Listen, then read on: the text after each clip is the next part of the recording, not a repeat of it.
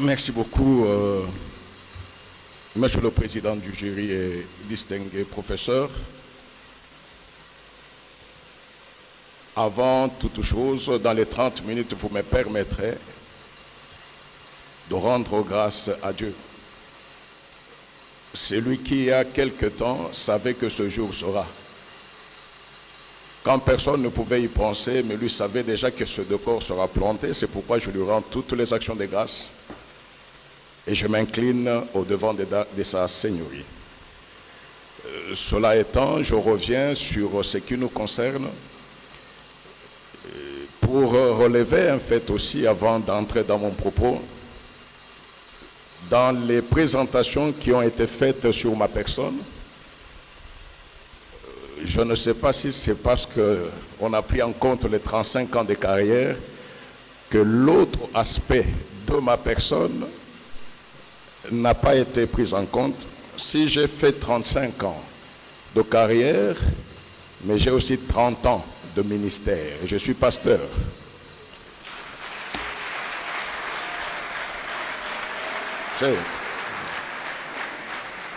Je suis pasteur et j'ai toujours dit, et je le confirme, que ce qui a été le pilier, c'est ce ministère-là qui a sous-tendu la carrière.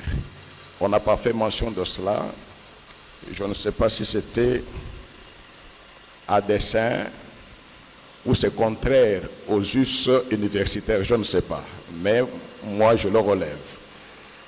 Troisièmement, je remercie les membres du jury. Ces éminents professeurs qui ont accepté de laisser leur charge pour faire partie de ce jury. Mais j'aimerais m'adresser d'abord au président du jury, que je vais surprendre. Ça fait 39 ans, 39, que je me retrouve encore en face de vous, cher professeur. La première fois, vous n'étiez pas professeur. La première fois, vous étiez un jeune assistant. C'est en 1986. Je suis avec certains collègues qui sont là, en troisième graduat de la faculté de droit de l'université de Lubumbashi. Lors de la première session, le professeur Etana, qui donnait le cours de procédure civile, étant empêché, il vous avait délégué, vous, encore jeune assistant, pour venir faire passer son examen. Et vous aviez fait passer cet examen-là au bâtiment administratif, à l'oral. Il vous souviendra qu'il y avait un étudiant qui avait eu 16 sur 20.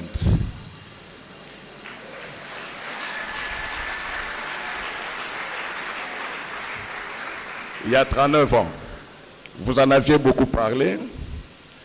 En 2010, alors que vous étiez ministre de la Justice, lors de la cérémonie de clôture de la session de formation des magistrats de la promotion Tolérance Zéro, j'étais à Lubumbashi, j'étais conseiller à la cour d'appel et par la grâce de Dieu, j'étais parmi les formateurs déjà en ce temps-là. Lors de cette cérémonie-là, je m'étais approché de vous, en présence du secrétaire permanent, le collègue Ouboulou, et du chargé de la carrière, l'actuel secrétaire permanent Ndouba, pour vous rappeler ces faits-là de 86. Sans me présenter, vous avez dit oui, oui, il y avait un étudiant, je le cherche, je lui dis non, non, Excellence, vous n'allez pas le chercher parce qu'il est devant vous, c'est moi. Et celui qui s'était présenté, c'est celui qui est là, devant vous, que le Seigneur a porté jusqu'au niveau de la plus haute cour de notre pays. C'était une incise que nous refermons très rapidement et nous passons à ce qui est essentiel. Comme vous l'avez dit, nous allons parler de 10 ans de la Cour constitutionnelle, bilan en matière de protection de droits et libertés fondamentaux. Nous savons tous ce que faire un bilan après 10 ans d'activité de justice constitutionnelle en matière de droits et libertés fondamentaux c'est s'interroger sur les résultats globaux de l'Office du juge constitutionnel congolais en cette matière. C'est également s'interroger sur l'apport de la jurisprudence constitutionnelle congolaise dans la protection des droits de l'homme en contentieux constitutionnel africain. C'est cela le bilan que nous sommes appelés à dresser au cours de la présente cérémonie, laquelle constitue une occasion mieux, une opportunité à saisir pour évaluer les chemins parcourus et, partant, se projeter en connaissance de cause dans l'avenir. En effet, il est sans conteste vrai que le contrôle de constitutionnalité de loi est la compétence la plus importante de l'activité juridictionnelle de Cour constitutionnelle africaine. Il est aussi vrai que de nos jours, le contentieux constitutionnel des libertés a pris une proportion beaucoup plus évidente que ceux des institutions et des normes. Cet objet du droit constitutionnel est devenu l'objet phare de la triptyque dimensionnelle de cette discipline fondatrice du droit public, l'état de droit, au point que cette discipline, dans sa dimension institutionnelle, est celle normative, quoique des libertés. C'est ce que certains auteurs soutiennent lorsque, se référant notamment au droit français, ils disent que la justice constitutionnelle n'a été véritablement reconnue en France qu'à partir du moment où le Conseil constitutionnel est devenu protecteur de droits fondamentaux, tellement est fort le sentiment selon lequel la justice constitutionnelle s'identifie aux libertés. Lié au principe de la dignité humaine, comme toute juridiction constitutionnelle, la Cour constitutionnelle de la RDC se voit confier, au terme de l'article 150 de la Constitution, la mission constitutionnelle de protéger les droits et libertés des citoyens dans le cadre de son office. Écrit El Hadj Omar Diop, il arrive souvent qu'elle soit saisie sans une habilitation expresse pour connaître du litige.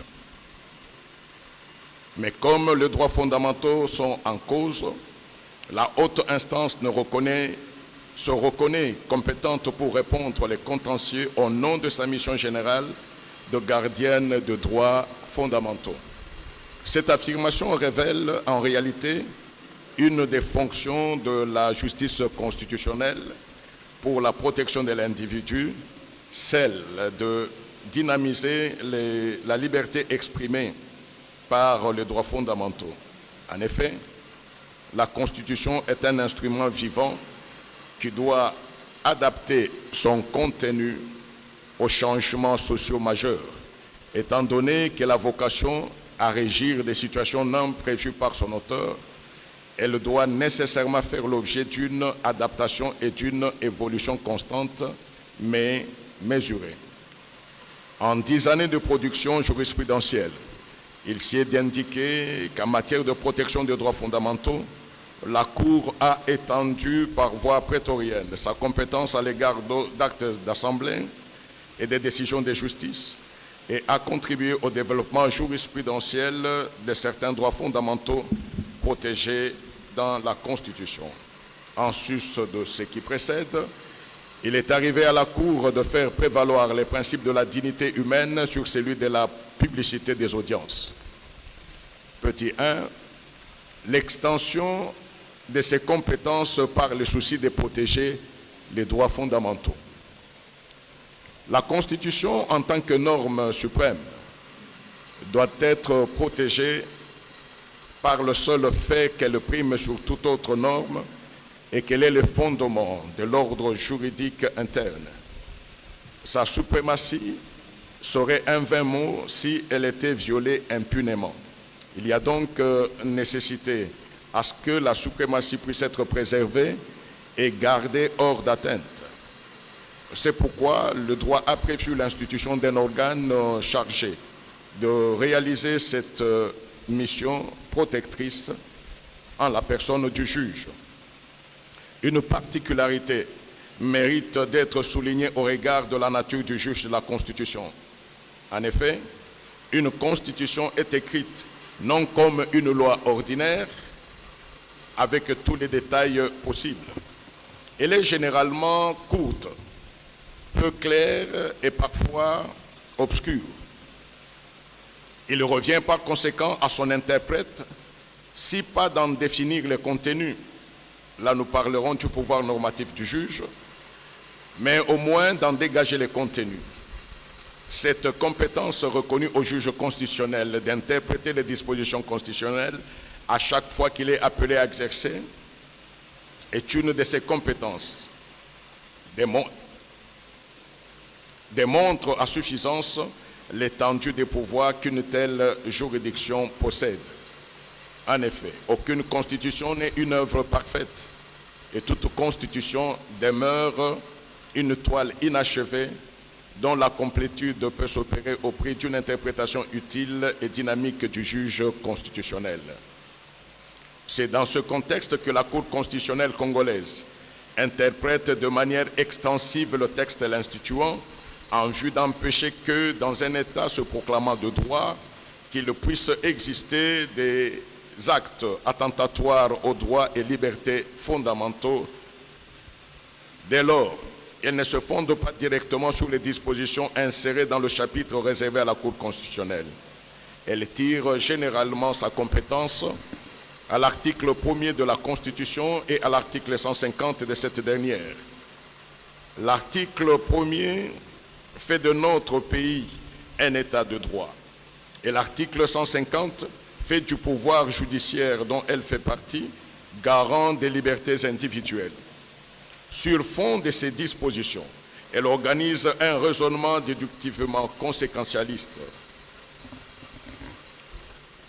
En ce que l'on proclame la République démocratique du Congo comme un État de droit. Qu'est-ce que cela peut impliquer? Est-il possible d'avoir dans un État de droit des droits fondamentaux impunément violés? Est-il possible d'avoir des actes juridiques causant grief, mais qui échappent à tout juge? Si la réponse est négative, en relation avec la compétence dévolue au pouvoir judiciaire de garantir les droits fondamentaux, le juge se permet alors, sur fond de l'idéal de l'état du droit et de sa fonction de garante de droits et libertés consacrés, de se déclarer compétente à l'égard des actes politiques des assemblées parlementaires notamment. Une telle technique motivée par le souci de protéger la démocratie et l'état de droit, ou globalement les valeurs démocratiques, sociales, voire humaines, inscrites dans la Constitution, s'inscrit dans une démarche recourant à l'interprétation par objectif fondé sur les valeurs. La connaissance de ces valeurs et croyances qui fondent le système juridique influe sur la vision interprétative de cette du texte constitutionnel. C'est pourquoi dans l'arrêt R-Const 1800, la Cour a reconnu que dans tous les systèmes juridiques, les constitutions ont toujours porté en elles des valeurs et des idéaux sur lesquels le juge constitutionnel, comme un gendarme, est appelé à veiller. Et telle que conçue, la Constitution du 18 février 2006 ne permet à aucun pouvoir organisé par elle de porter atteinte ni aux droits fondamentaux, ni à l'équilibre du système démocratique ou à l'équilibre de pouvoir, ni à l'état de droit, sinon son écriture même ne serait qu'une farce absurde et qu'elle serait vide de sens et d'essence. Si, conformément à la Constitution, il n'appartient ni au législateur ni au gouvernement de censurer les décisions des juridictions, d'adresser à celles-ci des injonctions ou de se substituer à elles dans le jugement des litiges relevant de leurs compétences, il est évident que le constituant n'a pas entendu laisser libre champ aux organes juridictionnels de porter atteinte aux valeurs fondamentales de l'État moderne telles que garanties par la Constitution de la République démocratique du Congo. De ces valeurs figurent en primeur les droits et libertés fondamentaux de la personne. La nécessité de leur protection a abouti aujourd'hui à une jurisprudence constante dans laquelle le juge constitutionnel se déclare compétent, non sur un point de vue formel, mais plutôt matériel ou substantiel, de connaître de tout acte juridique échappant à tout juge et pour lequel il y a une protection, il y a une prétention de violation d'un droit fondamental. C'est dans ce sens que la Cour est arrivée à intégrer le contrôle des décisions de justice dans sa juridiction, en s'inspirant notamment de ses décisions sur les actes d'assemblée, de la théorie de contrôle universel de constitutionnalité, de son pouvoir de régulation ainsi que de sa crainte de créer un vide juridique. Avec l'arrêt rendu sous R-Const 1800, le 22 juillet 2022, l'ouverture de sa saisine à ce type d'acte a été réalisée. La Cour a jugé que l'immunité qui couvre les décisions de justice saute devant le juge constitutionnel lorsque ces décisions sont attentatoires à l'état de droit, aux droits de l'homme, au principe de la démocratie pluraliste et à toutes les autres valeurs supérieures consacrées par la Constitution.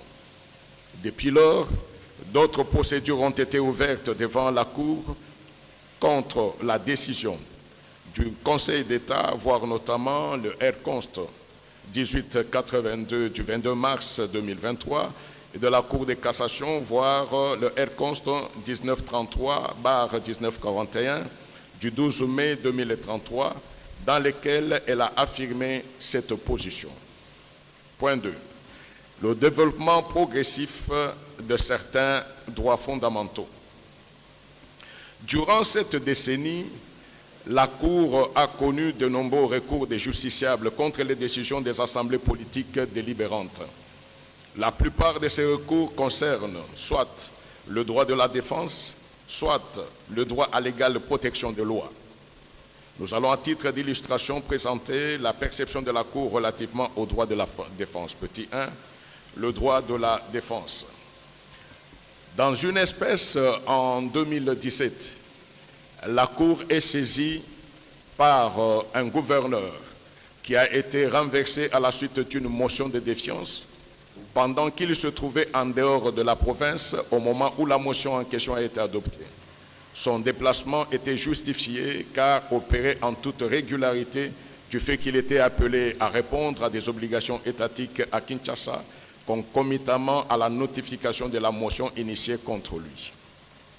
Dans son argumentaire, la Cour a souligné qu'après avoir notifié l'existence d'une motion contre le gouverneur, l'Assemblée provinciale devait inviter le gouverneur à venir présenter ses moyens de défense à la plénière, au cours de laquelle cette motion a été débattue. Ne l'ayant pas fait, et aussi du fait de ne pas préciser ni l'heure, ni les lieux où serait débattue cette motion, la Cour a jugé que la simple notification de l'existence de la motion à l'intéressé ne pourrait valoir invitation, vu son caractère général et imprécis. Ainsi, la Cour a conclu à la violation du droit de la défense. Dans une autre espèce, en 2025, la Cour est saisie par un vice-gouverneur déchu qui, invité pour répondre à une interpellation, verra celle-ci être transformée le jour de la plénière en motion de défiance, laquelle a été adoptée le même jour. La Cour a jugé que, même si le requérant avait pris la parole pour se défendre contre les griefs portés contre lui, le fait simplement qu'il n'ait préalablement pas été informé que la procédure enclenchée contre lui aboutirait à une déchéance constitue une violation du droit de la défense.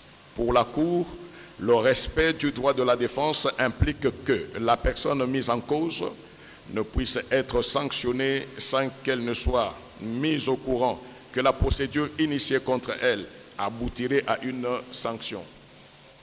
Cette vue du droit de la défense constitue une des avancées majeures de la Cour constitutionnelle dans la protection des droits fondamentaux des citoyens. Ainsi, dans la même espèce, la Cour a jugé qu'en vertu du respect de son droit de la défense, l'interpellé, c'est-à-dire le vice-gouverneur déchu, devait, au moment où son interpellation a été transformée en motion de censure, bénéficier d'un délai raisonnable pour préparer sa défense.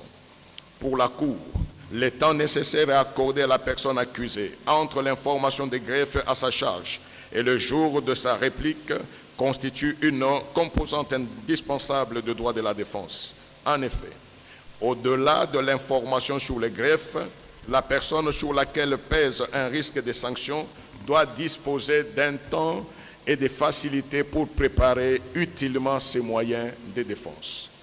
Grand point 3. La primauté du principe de dignité humaine. Aujourd'hui, il n'est plus possible de parler du droit constitutionnel sans les juges constitutionnels, ni du juge constitutionnel sans la préoccupante question de la dignité des personnes et donc des droits fondamentaux.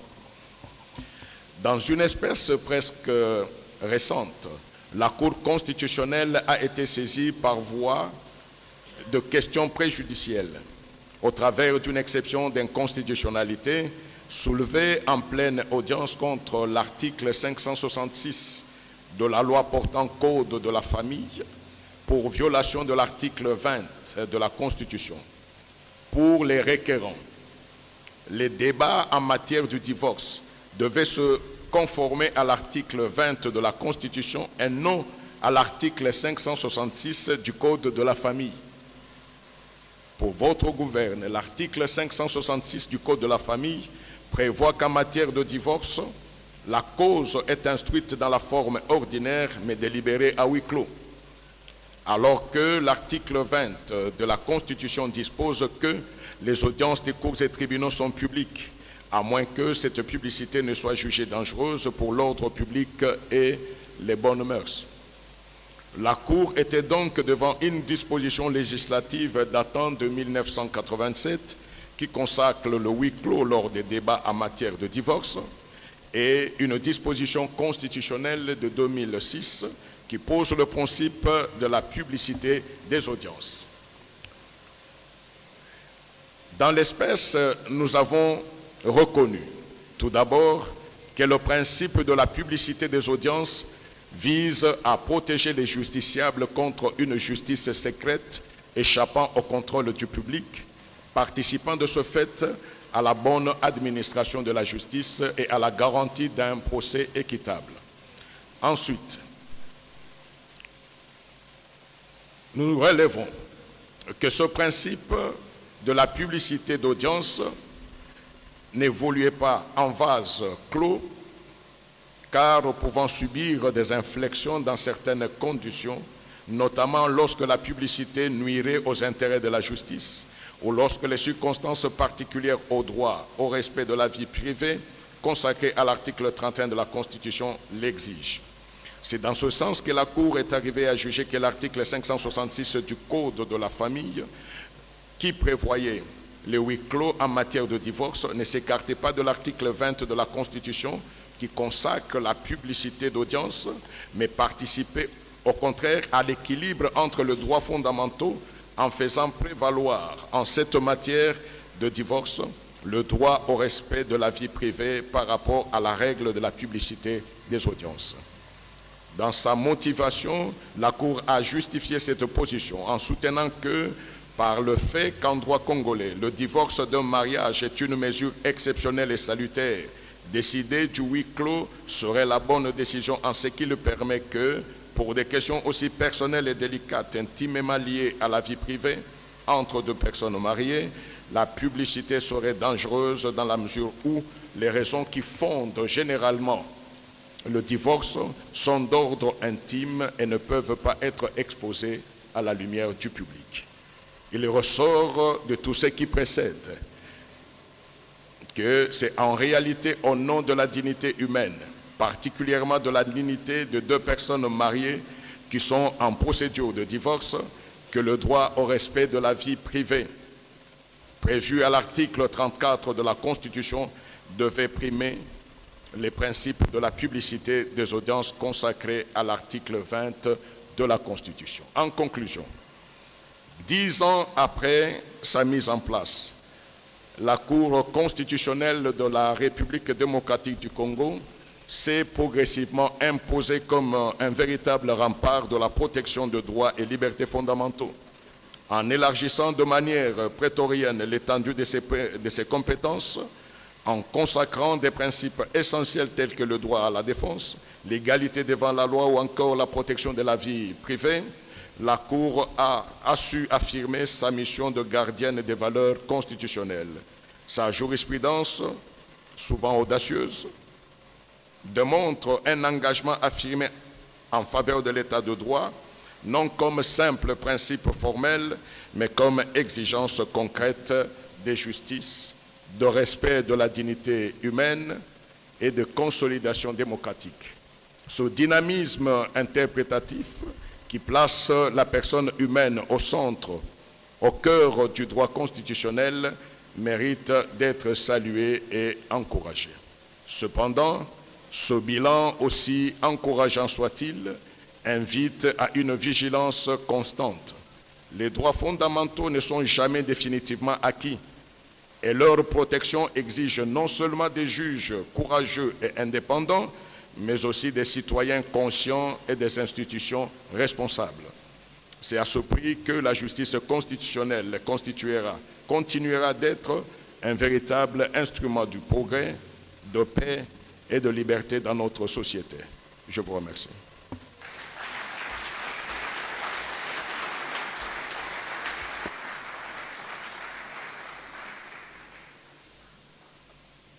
Le jury remercie le récipiendaire pour sa présentation.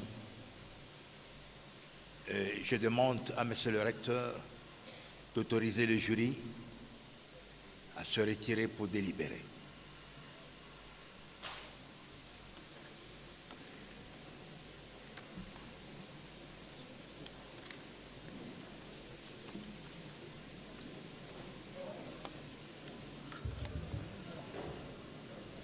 Nous, professeur ordinaire Jacques Sabiti Kiseta, recteur de l'Université technologique Bel Campus,